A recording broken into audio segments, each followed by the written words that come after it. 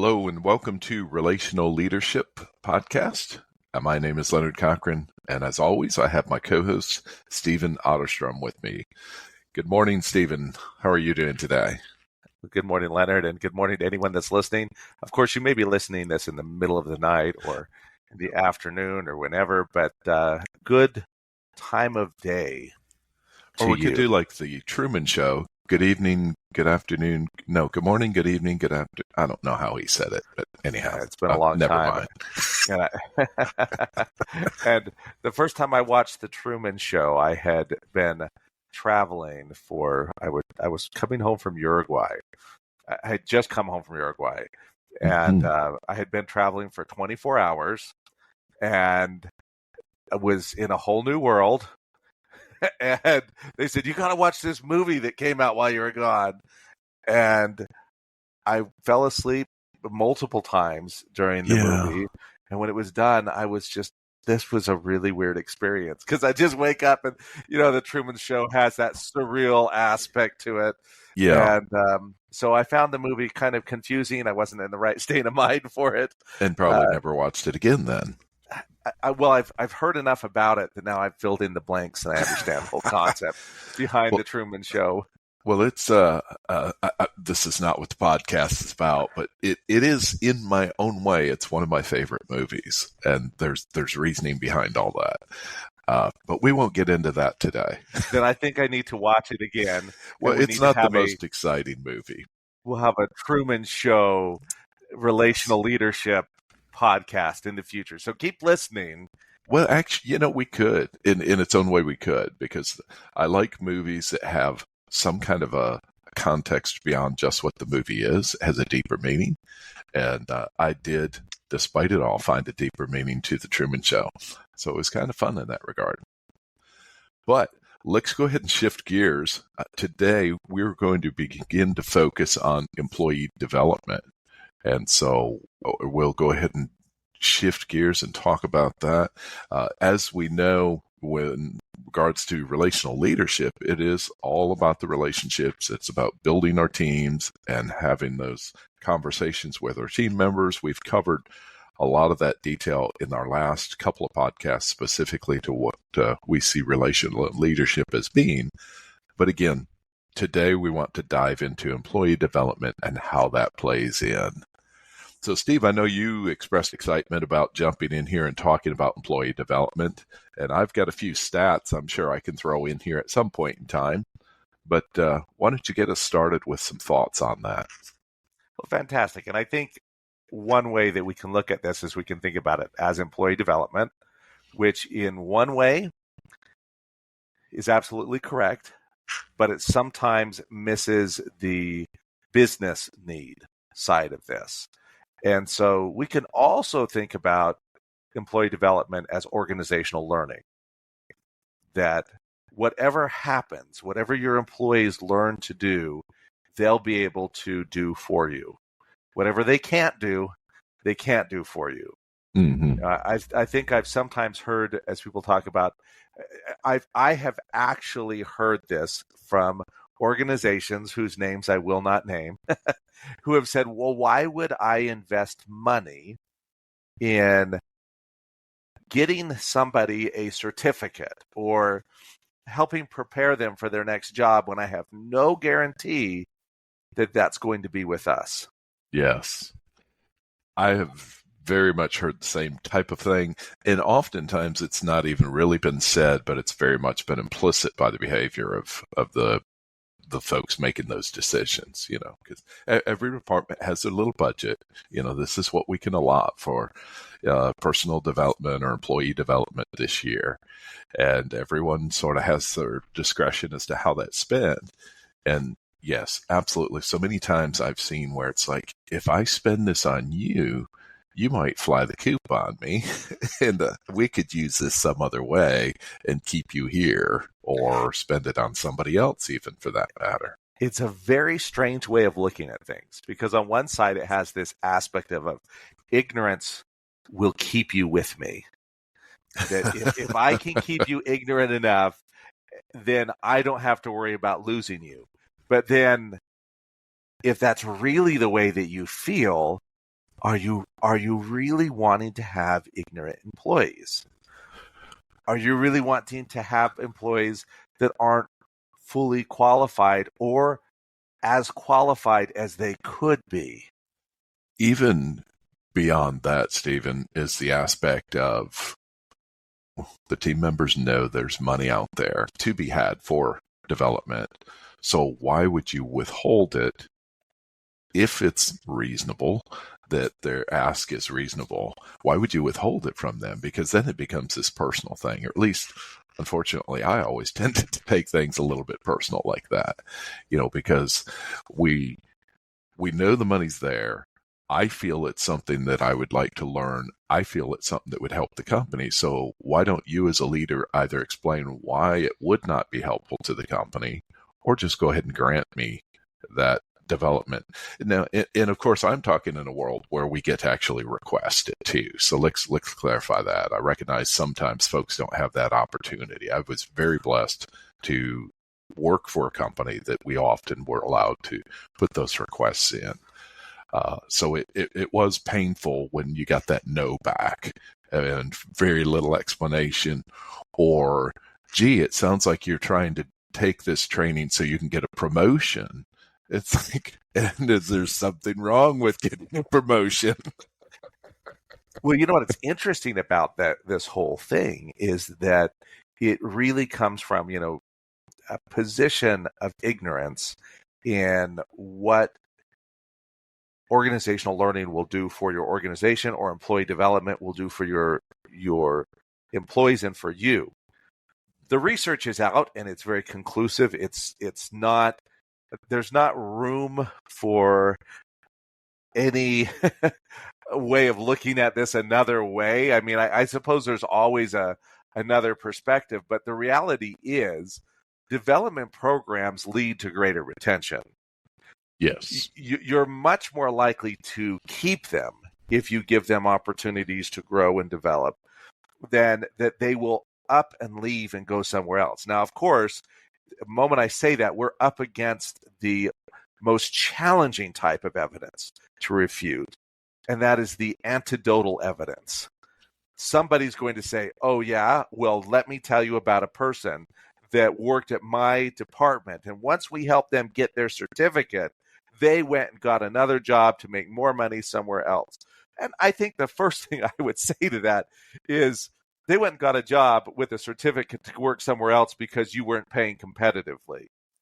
And no matter what, they were going to eventually go somewhere else. The reality is that even if you're not paying competitively, if you are developing, you are adding another layer of compensation. Yes. I've talked to so many individuals, and I guess now I'm getting a little anecdotal, but I believe this is also very well researched. I've had so many interactions with people, and in fact, a listener, I'm sure you've had a similar experience where you've stayed someplace because you felt like it was giving you the opportunity to learn and grow, and you're staying there because in that total value proposition, being here is giving you the experience you need for whatever your next step is. Yes, absolutely. And that's, I think, really where we in leadership, when we have the opportunity to forward employee development, we really need to go ahead and think about that from a holistic perspective rather than just, hey, I'm burning money for this one person. Although it might be burning it for one person, but it is for the longevity of their career as well. I've got an interesting statistic here, Stephen, a little bit related to this, and one could argue maybe it's not, but it's statistics that 89% of respondents, and I'm sorry, I need to quote the source on this. This is from the Thought Exchange, Gen Z at Work. They did this research last year. So Gen Z, they say, is from the years of 1997 to about the year 2000. But they say the respondents, 89% of them would consider leaving their job within a year if they do not begin to feel valued, included, or empowered at work. And I know certainly employee development is one way to demonstrate value to your team members and what they do. So there's a good argument to just develop them, and it's crazy. Like you say, we get concerned that they're going to leave us if we over-educate them or if we over-invest in them. But I would rather run the risk of them leaving happy than run the risk of them leaving upset. How does that sound? Well, and how many times have you actually seen a circumstance where somebody does leave happy, and if they are a qualified, good employee, that we sometimes see them come back again? But either way, that's not the reason why we do it. The reality is, when you develop your employee, they're more likely to stay than they are to lose. So that one is just out the window. You may lose them, but you may lose them anyways.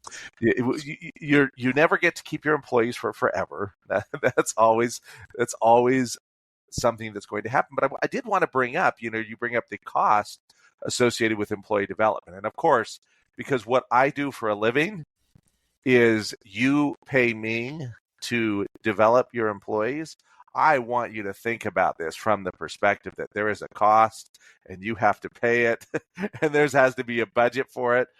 But the reality is you can actually have a pretty significant employee development plan that has minimal to no additional cost. All right. When we think about employee development, it is just that. It's developing them. So I think one of the first things that you would need to do if you're looking to have a better employee development program, if you're hoping to gain retention by developing your employees, the first thing that you would need to determine is, where do these employees want to be? Where do they want to be developed? A development plan can go south very quickly by you determining what it is that they should learn and then forcing them to take the trainings that correspond. We call that type of training compliance training. It's training that you just have to take. You don't love it. You don't internalize it, but you tick the box and you have complied with the training. Well, I would argue a little bit against that, though, Stephen. If you've talked to the team member and they want to advance in a particular area, and there's been a discussion about what skills would be needed for that area, then you can sort of check the boxes and say, hey, you need to learn X, Y, Z before we can move you there. Then that's no longer becomes an issue of compliance. That's true development that is absolutely well received, obviously. I would say compliance training is a training you had no interest in, but it was you were just told. You don't see how learning that thing, and sometimes you get training that would be compliance training, but once you help people see how it impacts them and why it's important to them and how it will advance their goals, then all of a sudden this isn't just compliance training. It's something that they compliance training is the hazing that you go through when you're first hired, and Don't they tell put that you to in the compliance department. Well, and honestly, it is one of these things that when you look at it from a compliance perspective, there is a good reason for every single one of those trainings. Yes. However, we haven't given the value proposition. What we have done is, and the value proposition is generally this in the compliance training: do it or else. Yes. There's an or else at the end. The government requires it. OSHA requires it. Somebody requires it. Do it or else. Absolutely. Oh, yes. And as a training manager, I have spent more hours, and I haven't been a training manager for a while, but when I was a training manager, and I was one for almost 8 years, I remember spending so much time going through spreadsheets and determining who hadn't taken which online learning, tracking them down. I mean, I felt like I was some sort of, FBI agent looking for the fugitive who had escaped the punishment, and I found them and I put them in front of a computer and made them do that training. I would send them an email reminding them. I'd send them their manager an email. I would send the manager's manager an email until somebody said, you have to do this. There was a lot of or else. There wasn't really a lot of gain outside of the fact that we could show on a spreadsheet that they had been through this training. It wasn't truly development, it was compliance. And the reason I call it that hazing item is it most often happens when you first start an organization and they have a lot of very important information to share with you. They've decided to try and make it streamlined, so they put it into an e-learning, and they said, now spend the next 40 hours. And that is not unusual. That's not an unusual amount of your hazing compliance training. Spend that time in front of a computer, and then 40 hours later, I'm going to take you around and introduce you to the rest of your team, and we'll see if anybody can smile. It is a rite of passage that you go through. We'll give you plenty of free coffee to help you make it through it, though. Plenty of free coffee. And if you've looked at the faces of those who are in the midst of this training, you see that their soul is just but an inch of escaping them and dying right there in front of the computer. And the sad thing about this is often these are some of the most important topics that are happening in this space. You know, there are things like harassment prevention training. Mm-hmm. You know, that is a very important topic. It is before you're going to get to the point that you have like emotional intelligence, you have to prevent harassment. Yes. It's kind of like before you'll feel safe in your home, you ought to have the murderer leave. That would then you can think about just like, what are other things that would make my home feel more homey? So when you think about some of these things and you think about this organizational development or this opportunity, one of the key things that you're going to have to be considering is, what is the value proposition? How are you going to communicate it? But we can even put that aside for a little bit, because that can even go into the onboarding side of things. And I think other things that we're going to talk about with how to make training more engaging and how to make it more user-friendly or applicable really could be applied retroactively to that first part of training. And it's not always the first part, too, though. I mean, you know, again, I came from an environment where it was kind of this annual sit down and talk about personal development and employee development. So I love what you're saying about that value proposition, because I'm not sure that I'd heard that very often. For me, I think where I oftentimes struggled in my development was, I can chase a rabbit trail. You know, hey, there's something shiny I would like to do within the context of the business that I'm in, within the department that I'm in, that fits where I think it's needed. And what I was somewhat oftentimes, read between the lines, amused that leadership didn't provide a lot of guidance for me.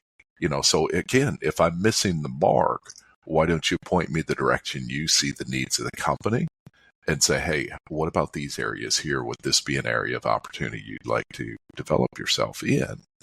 So if they do the right value proposition, sure, I'd drink the Kool-Aid and buy into it.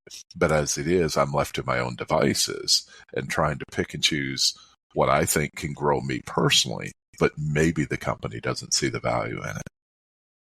And I've seen sometimes the value proposition be very simple. You know, it doesn't always have to be, by attending this harassment prevention training, you will now be prepared to handle any situation that ever comes your way. Sometimes the value proposition can be as simple as, when you get done with this, I'm going to be asking you some questions about what you would do in a circumstance where you felt uncomfortable. So as you're going through this video, I want you to be watching for that.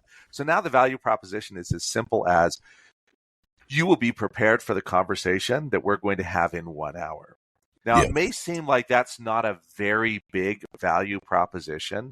The reality is it is a very useful value proposition. It's going to be a very effective value proposition because it is a time-bound one. I have told you what the value is and when the payoff will happen. More often than not, when we have this value proposition, it is very nebulous. Like, all your dreams will come true. Well, that is a big thing, right? I should, if you tell me all my dreams will come true, I should be very invested in that. But the reality is, even if I believed you, it would be, yeah, but when or how? I've seen this oftentimes in training to help people move into leadership, that it is by doing this training, by going through these steps, by taking this seriously, you will be able to move into management. I remember the first time I was invited to one of these trainings. I was working at that call center for Marriott Rewards, and I had finished my annual review, my very first one, which actually on the floor, if you are taking calls and you make it all the way to an annual review, taking calls, you are one of the senior individuals on the phone. you have done very well for yourself. You've made it a year. Call centers are not easy. They're not easy. They're not easy. And I remember, my manager at that time telling me about this management development program and inviting me to be part of it. And I was so excited. It was like manager candidacy review board. I mean, if any of you are like old timers with Marriott, maybe they still have something like that out there. You will remember that program, where basically you would go through training, you'd go through interviews, and then you are essentially certified manager worthy. You could now move into a management position. I was so excited. I ran home, told my wife about it. I'm like, things are changing for us. We're going places, And I remember the first day of this program, sitting down and seeing about a third of all the people who were on the call floor were part of this. And I thought, oh, well, it's a step I have to jump through, but this is never going to happen. Not that it's never going to happen, but we're not looking at any kind of movement in the near future. Now, I'm not saying that the value proposition I was given was wrong or bad, because the reality is I still had to go through that program if I was going to be considered for management at that time. I don't believe they have that requirement anymore. However, I probably needed to have a value proposition that would be a little bit closer to where I would see the payoff. You can have the long-term goal, but you also need to have a short-term in your learning and development initiatives, or you're not going to be moving your employees along as efficiently. So in this circumstance, it could have been something as simple as, this is one of the programs that are required in order to become a manager. And by completing this program, you'll be in a position that as other opportunities become available, you can take advantage of them. It even could be you'll have a better understanding of how management works here. And you may be able to move into one of the supervisor roles or one of the intermediary type roles that were available. The jump from floor to management was never going to happen.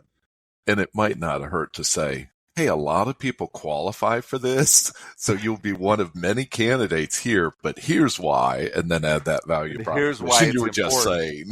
yeah. So you have an understanding, because that would totally shock me to show up and see so many folks in the classroom or whatever the environment was. And especially they're going to do this every 6 months. Is this really going to set me ahead? And yes, it did put me ahead, right?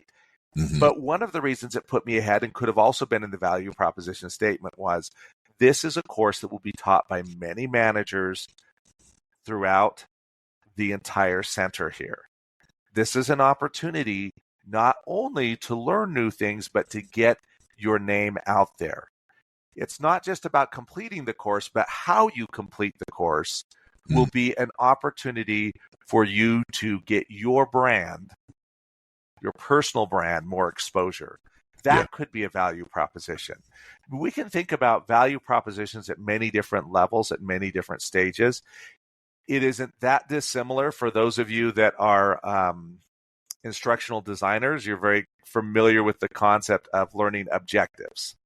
Right. Learning objectives are a different thing than the value proposition that you're going to be giving to those who participate in any kind of training initiative, but they are connected. They're cousins for sure, in that the learning objective helps us understand why in a training capacity we do what we do and what we're trying to accomplish.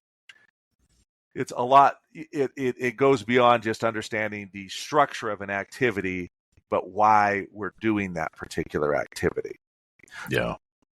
And I think that's great, Stephen, because there has to be clarity regardless, again, we're talking employee development here specific, but there has to be clarity as to the why behind it. And I do think the better it fits the individual, in other words, I know you, Stephen, I have some concept of how you're going to respond to this. So maybe somebody sitting in a room with 30 other people's would be excited and somebody else might be sorely disappointed. So why not tailor that, quote unquote, customize that to meet your needs rather than just here's a blank statement why we do this and make it so generic. Unless it's something that's not done face to face. I mean, when you talk objectives and learning, obviously those are written objectives and don't change for every individual that takes the learning. But this is employee development, and so it should have a personal element to it there. Definitely there has to be that personal element that's part of this. One of the things that is most important when we think about employee development is that you're not driving the car as a manager, as a supervisor, as any of those things. And one of the reasons for this is because you couldn't even if you wanted to. People will spend so much of their lives. I mean, it's kind of sad. If I think about the Garth Brooks song, where he talks about there's 2 dates of time that they'll carve on your stone and everyone knows what they mean, but what's more important is that little dash in between, or he says it better, but that concept of you've got your death date, you've got your birth date, but what really matters is that dash, what happens in between. Well, so much of that dash is spent making money. It is really kind of unfortunately sad, but so much of it is, how am I going to make the money I need to survive, to support those that matter to me? Well, if that's the case, it really should be something that you choose, and it should be a direction that you want to go. And that's why it's so important that with any kind of value proposition, that this be something that is driven by the employee themselves.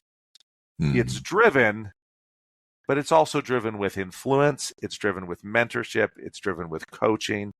One of the things that I said earlier on, and I want to get back to, is as much as I would like you to believe that the key to good employee development and organizational learning is to hire a consultant like me to teach classes, I bet, and I'm curious, I'm going to give you a chance to answer this, Leonard, but I would bet that for many individuals, they would find that the most impactful parts of their development didn't necessarily happen in a formalized training environment.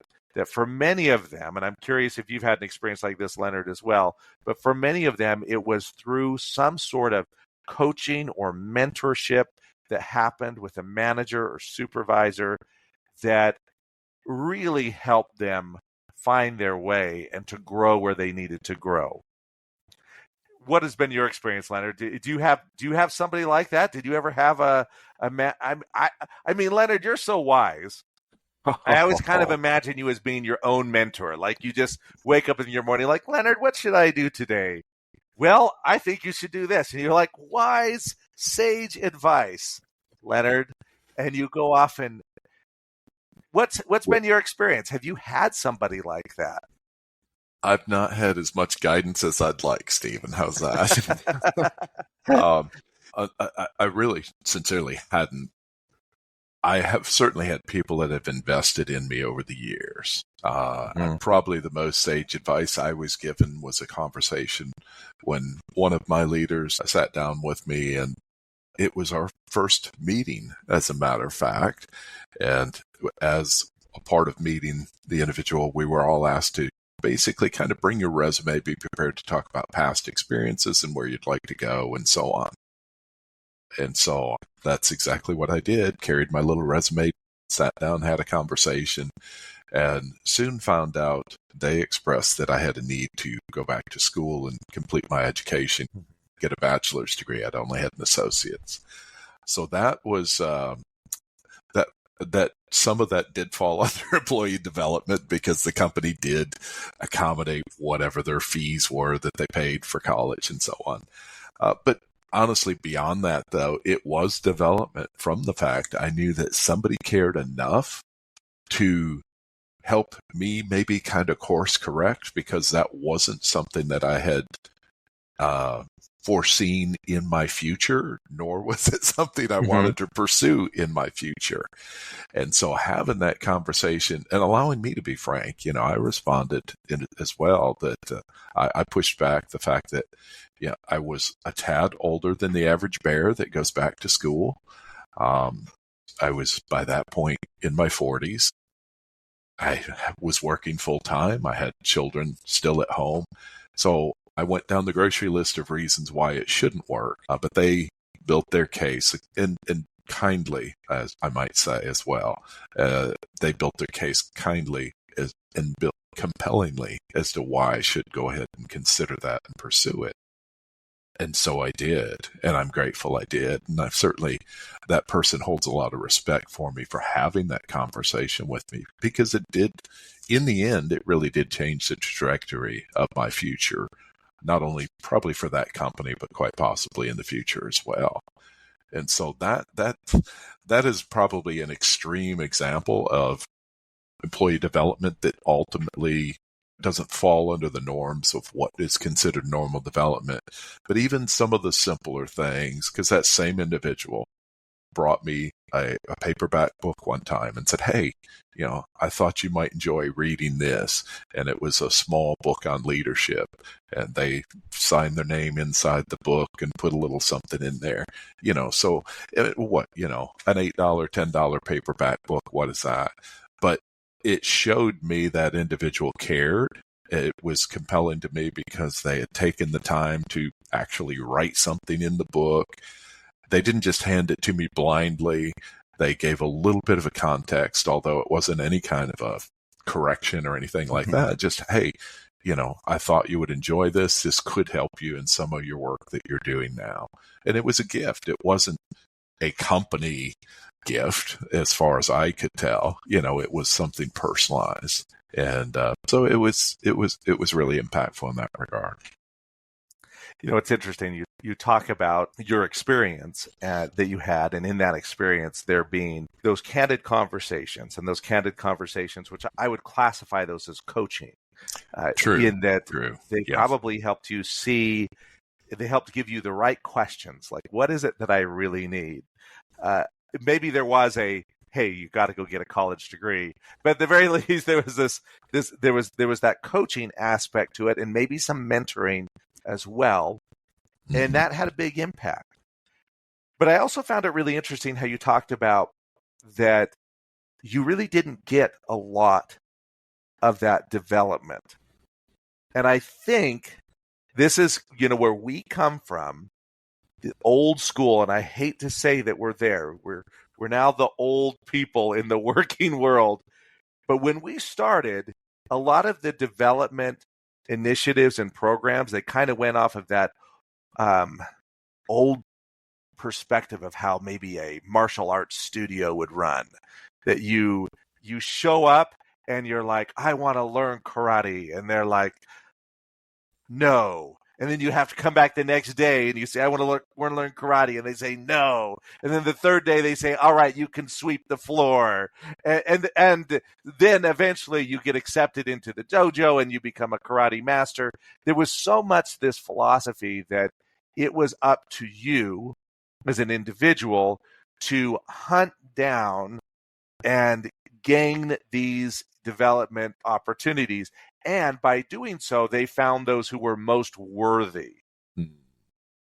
And whether or not it worked, whether or not we were finding the most worthy, it was creating a gaping hole or a gaping hole in who they could have potentially benefited from. That there were people that could have developed and taken on roles, but they weren't going to go through that process of being rejected 3 times or of having some sort of, you need to find your own mentor. The most successful organizations are organizations that make this a top priority. And it doesn't matter if you're a Fortune 500 or if you're a mom and pop bakery with 4 employees. No matter what, you know something that some of your employees may not know. And if you're willing to teach them, then you're developing them. Or you may see an opportunity for growth. There may be an area that you don't even know how we're going to grow into that, but you're going to, instead of taking that on yourself, give it to someone else. I think one of the greatest growth and development opportunities I ever had was actually a job assignment. This is, again, working back at that call center. I had moved into a training specialist role, and they were opening a new call center in Cork, Ireland. They needed to send someone over to do the original training or the very first training for the new employees who are going to be answering the phones there in Ireland. Now, when my boss was given the assignment, I think it was understood, or at least thought, because he was the training manager, that he would go over there and teach. But he delegated that instead. He delegated that task. He delegated it to me and gave me the opportunity to go and do something that, well, one, it took a whole month of work off his plate if he had to go over there, which I think on one side he might have really loved it. But I remember when he brought me in, he said, I had opportunities to go, and I think it was to some of our properties that were our call centers that had opened in places like Japan and other places. And he said having those experiences really helped solidify him and prepare him for the role that he had. And so when he gave me this job, this opportunity, he, of course, gave it to me with all the mentorship and all the coaching that a person could need. It was a little bit of an overwhelming task, but also something very exciting for me. And he delegated this opportunity. So often when we look at employee development, what we don't realize is that you can develop through delegation. Mm. You may think they have too much on their plate. But when you start getting delegated these tasks that move you and prepare you into a role that you don't yet have, this is something that feels like forward motion. And for many people, this will be a very exciting proposition. That's a great insight, Stephen, because I can remember back, rather than thinking so much in my mind, I've been thinking formalized employee development. But yeah, I can remember instances where I was assistant manager at a steakhouse, and they had a guy that was 2 hours down the road that was wanting to take a honeymoon and or an anniversary trek, for a weekend, and so they needed somebody to fill in for him, and so they sent me down there, and so that was development that was invaluable in a sense, because that gave me a 2-3 day period to get my feet wet, full on managing a restaurant that I hadn't managed before, working with people I hadn't, and then giving me the opportunity to kind of set back and assess, or giving my leadership opportunity to set back and assess how I did for that short period of time. But the value of it just was so much beyond the experience too, just as what you're telling. It's the trust element that you felt as a result of that as well. And I think, as we're talking about employee development, the most critical thing about it all, it seems to me, is that communication with the team member about the development, because it's opportunity. It's not just, as my shallow mind has just somewhat uncovered as we're talking, it's not just here's a purchased item that I'm giving you that you can now use to develop yourself with, but those experiences. So why not communicate to the team member, hey, here's an opportunity for you. Here's what I'd like to do to develop you. And even if it's from the other chair, the team member approaching leadership, hey, I would like to take XYZ course. Well, then have the discussion to clarify why and what would they expect their outcomes to be, and guide them through the business reasons, yes or no, at that point, for clarity's sake. Absolutely. And I want to add something to this, Leonard, and that is that employee development is complex. It is multifaceted. When you're talking about anything that you construct, you need a plan for that. And employee development, it can be done ad hoc, and it's certainly better to do it ad hoc than not at all. But if you want to get the very best, there's got to be a plan involved. Now, since the 1980s, in the learning development world, there has been this ratio, the 70-20-10. But it really was the Center for Creative Leadership. And I think there are probably some other organizations like that who have recently brought this ratio to light and in a very user-friendly format. And essentially what they're saying is that when you're looking at developing employees, you can't just look at it as it being a single experience. I sent you to a training. Yay, you went to a training, you come back. And the challenge is you're going to come back to the exact same environment. Many trainings fail because there is no change in the environment you come back to. It's kind of like what often happens in mental health. People go off and they talk to a counselor, they get sometimes even inpatient care, and then they return to the exact same environment that made them unhealthy to begin with. Yes. And the same thing happens when we're trying to do organizational development. This is where employee development meets organizational development. Organizational development means that organization is intended to change. It should not be the same after we have these employee development experiences. So the 70-20-10 comes from this concept that you need to have the right amount of ingredients for a good employee development program. First thing they say is you've got that 10%, that 10% formal learning. This is you just going to a training. It can be, if you're looking at it from the perspective of employee development, can be something you can do even when you have no budget for employee development. That could be as simple as giving somebody a book to read. That could be your formal training. Let's say you own a fast food restaurant, you just got the new fryer. That could be giving them the instruction manual, or watching a YouTube video, or something along those lines. Keeping in mind that even though this is 10%, it doesn't mean that this is only worth 10% of the entire product. I think we've talked about this before, Leonard, that this is the baking soda. It is not supposed to be a lot, but it's supposed to be enough that it creates a possibility for the right chemical reactions.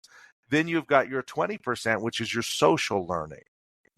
This is how you learn with other individuals. We are social beings. Oftentimes, this will be coaching and mentoring.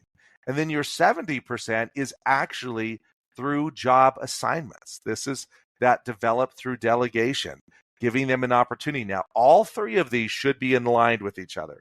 You're not going to say, I'm going to give you a 10% learning to learn about OSHA standards, and then I'm going to give you a job assignment which is to file, new hire paperwork. The two may be stretches into areas that you haven't been before, but you've got to get the 10, the 20, and the 70 all aligned together.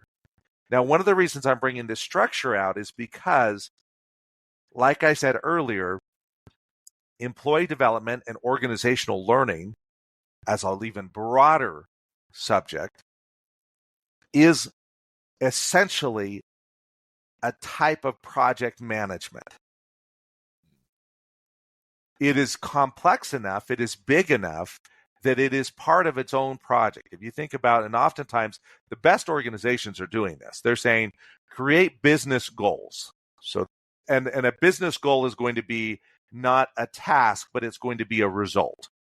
Right. So you sit down with your employee and you say, these are the results that we want you to achieve this year, or whatever the period of time is. I'm thinking about it from an annual performance review perspective, but it could be any period of time. But these are the results that I want you to do. Then you have your development plan that is adjacent and connected to it that says, now what are the things that we need to do to make it possible for you to achieve these results? What is the additional knowledge, the additional skill, the additional ability? I think back to my time at Marriott Vacation Club, where we would get a business objective, and it would oftentimes be this: make your property get a 90% customer satisfaction. They were good at just throwing a number out there. It reminded me of like in this show called Succession. It's on HBO. And they're trying to buy this other news outlet. And the one makes the bid that is the winning bid. And the other person says, congratulations on saying a bigger number. And in many ways, that's how I felt when they would give us this goal. Get us 90% satisfaction. They didn't provide any new knowledge, no new skills, no new ability. There wasn't a formula to make this happen. It was just, here is your objective. Just work harder, Stephen. Work harder. Do more. Just make it happen. It wasn't really a business goal. In fact, if you want, you should spend some time, especially if you are in a leadership position, identifying what are your business goals and what are your business wishes. Mm-hmm. A wish is something that has no plan. It just has a desire that is built behind it. And all we were getting from corporate was a wish, a desire. We want this, but we have not given any leadership on how you can accomplish this. We don't have a model for how it's done. We don't have any of those things. And because of that, it kind of made it more difficult to succeed in that realm. Oh, yeah. Now, when you have a development plan that is adjacent to this, and we're able to, and there's so much that we could go into. If you're coming up with like organizational learning, you need to follow the ADDIE model or something similar, where you do an actual assessment, a needs assessment, you do a design, you develop, you go through that entire process. But we're not getting into the weeds to that degree. But if you can have your development plan be something that specifically addresses the deficit that is making it so we're not currently meeting this business objective or business goal, now we've got something really powerful. Because I'm not just growing you, Leonard, because I like you and I want you to have a good experience, but I'm growing you because it's going to help us meet our business objective.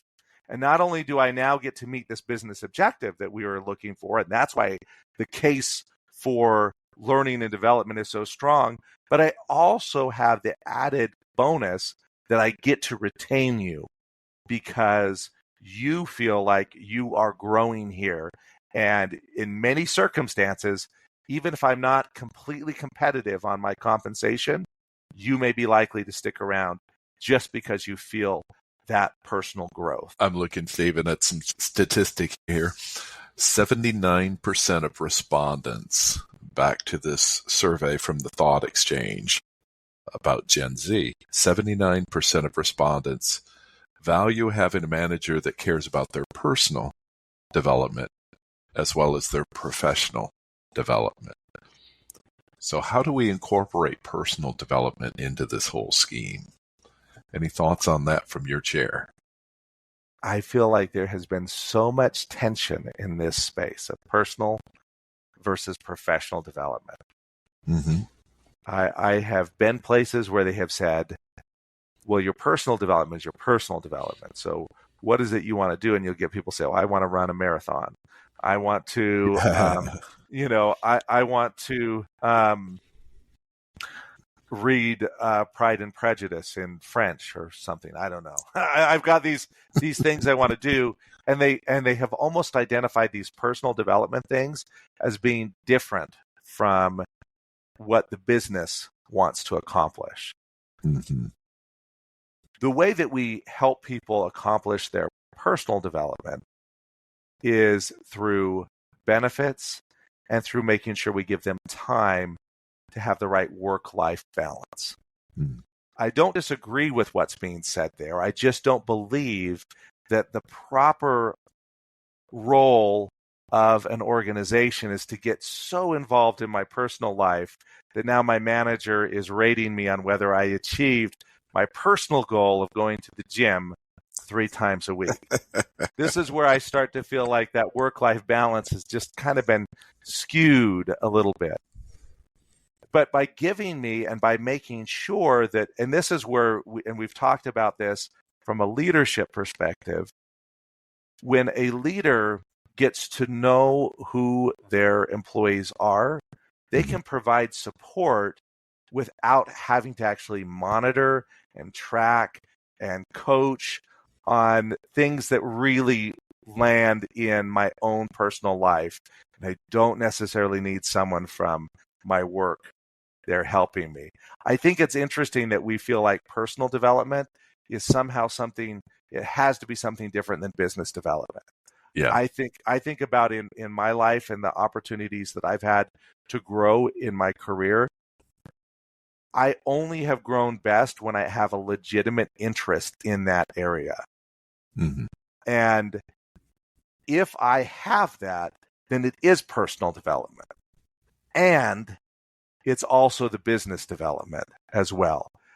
I generally, when I encounter this and clients ask about this, well, should we have these personal goals? Find out how many hours they want to work at the homeless shelter, and then we put that in, and then we give them a pay increase on that. I say, it's great if you can find a way. I mean, one of the things we often talk about is values are what motivate people. Mm-hmm. So if my personal goal is that I would like to help do more hours at a homeless shelter nearby, well, then that's exciting. And if the company can find a way to align those goals, which could be something as simple as saying, well, we are looking for some sort of corporate giving initiative. Would you lead out in this area that you're passionate? Great. You have now aligned your business goal with their personal goal, because you're going to use this passion you have to organize the company's service project.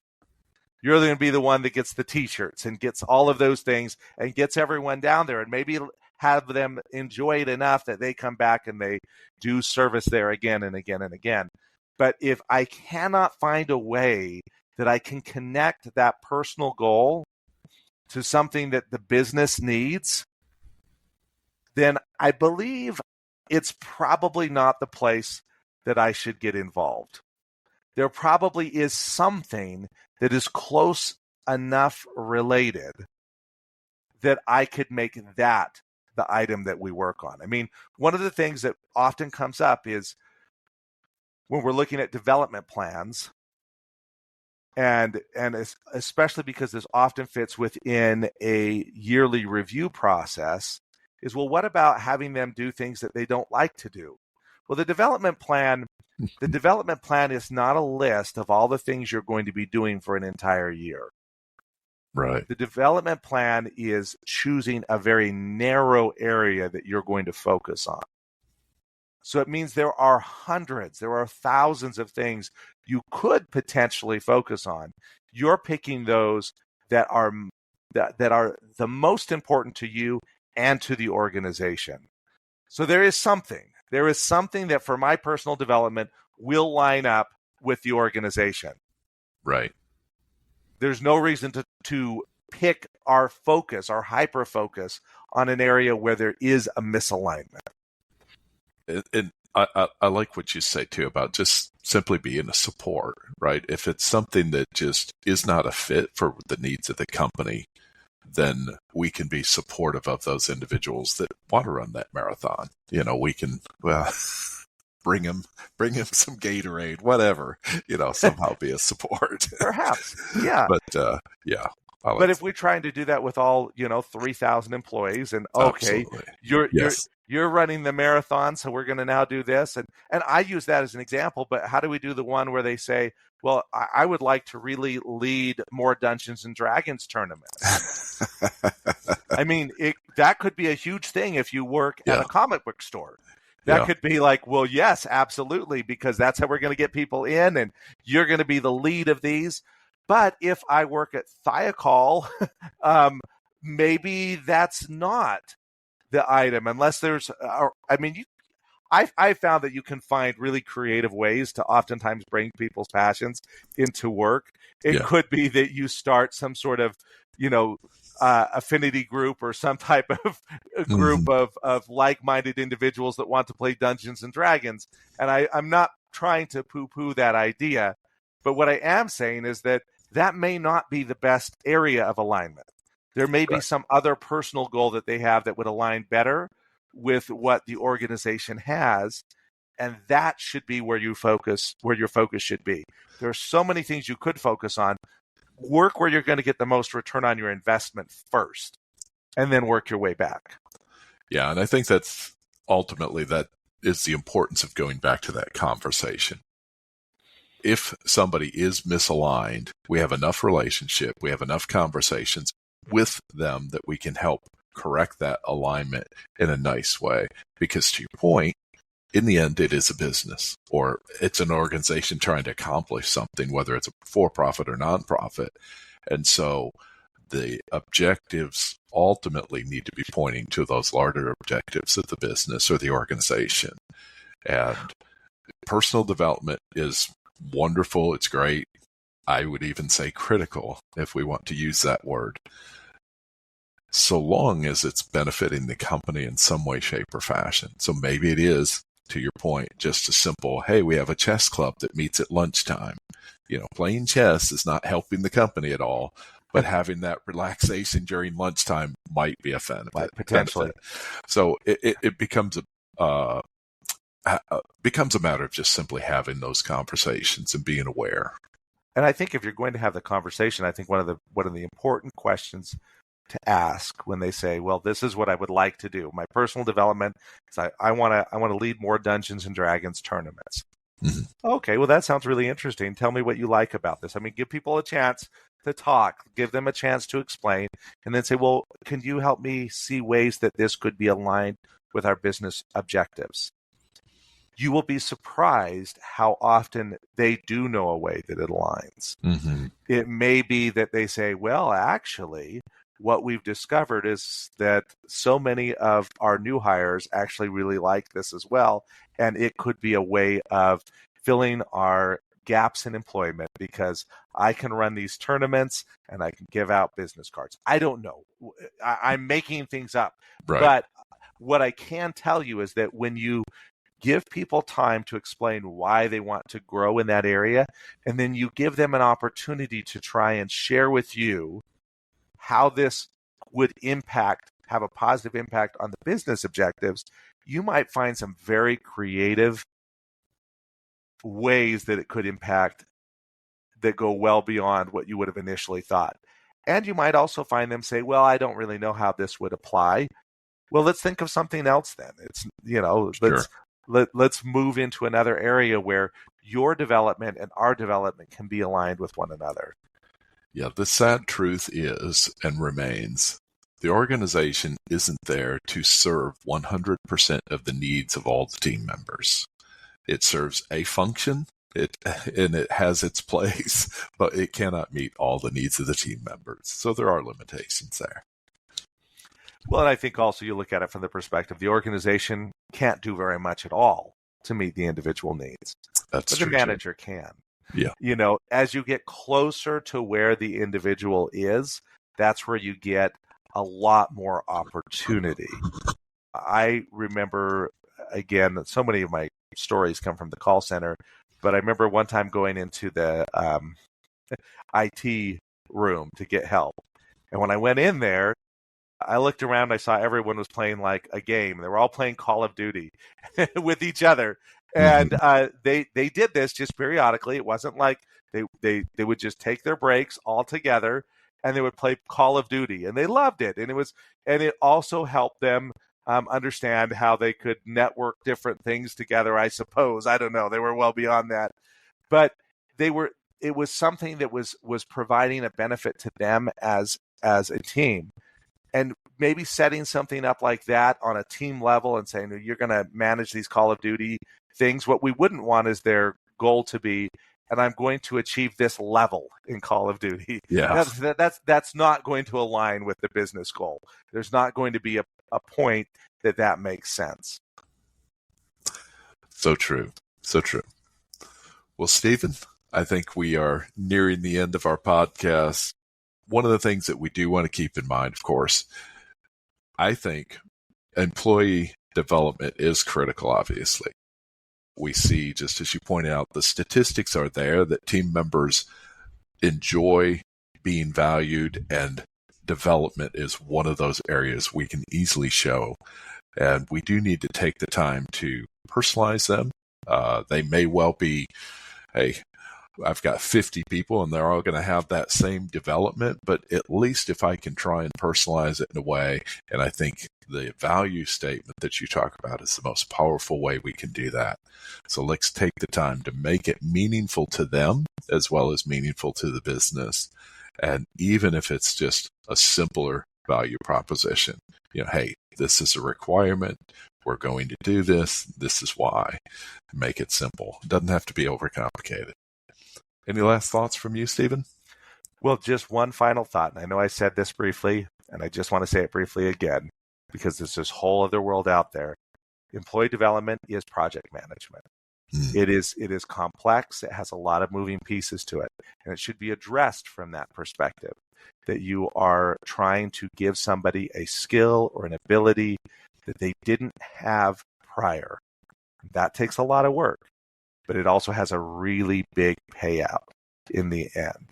That this is not just employee development, it is organizational learning, and organizational learning is organizational growth. Well said. All right, everyone, we'll say goodbye, and be sure and share this podcast with your friends. Provide us any feedback you'd like. We've got our contact information in the show notes there. And until next time, bye-bye, everyone.